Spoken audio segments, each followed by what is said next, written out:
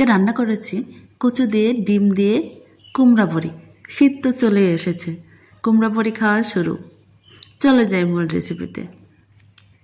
প্রথমে আমি ডিমগুলো সিদ্ধ করে নিয়ে হালকা ভেজে নিচ্ছি। কুমড়া বড়ির তরকারি খেতে কিন্তু খুব মজা লাগে।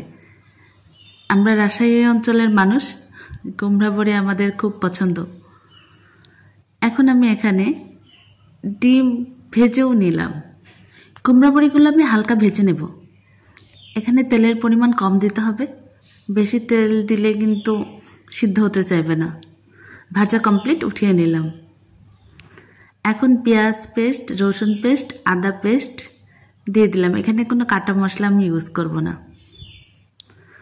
মশলাগুলো হালকা 5 মিনিট ভেজে নিয়ে একটু পানি দিয়ে দিলাম। এখন স্বাদমতো লবণ, হলুদের গুঁড়ো, লাল মরিচের গুঁড়ো, ঝাল যেরকম খেতে পছন্দ করেন, তবে কচুর তরকারিতে একটু ঝালের পরিমাণ বেশি হলেই ভালো লাগে। জিরা গুঁড়ো আর ধনিয়া গুঁড়ো দেওয়ার পরে আরও 5 মিনিট ভেজে নিলাম।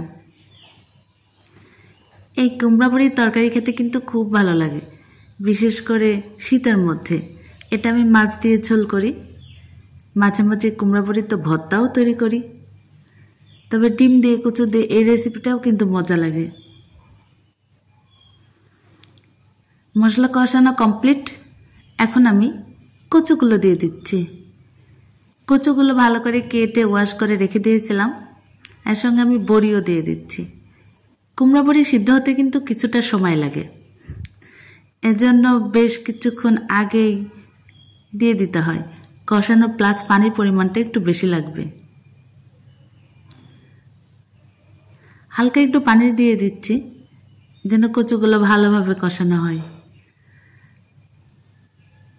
10 মিনিটের মতো কষিয়ে নিয়ে এখন আমি বেশি করে পানি দিয়ে দিচ্ছি। কচু এবং কুমড়ো এই দুইটাই সিদ্ধ হতে কিন্তু সময় লাগবে, এর জন্য পানির পরিমাণটা অবশ্যই বেশি পরিমাণ দিবেন। এখন আমি ডিমগুলো দিয়ে দিচ্ছি। দেওয়া কমপ্লিট।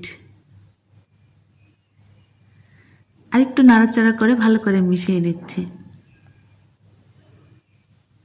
এই দেখুন 20 মিনিট পরে এসে দেখছি আমার তরকারি প্রায় হয়ে গিয়েছে লাস্টের দিকে। এটা যদি আমি নামিয়ে রাখি তাহলে কিন্তু ঝোলটা আরও শুকিয়ে যাবে, কারণ কচু আর কুমড়ো বড়ির মধ্যে অনেকটাই ঝোল চুষে নেই।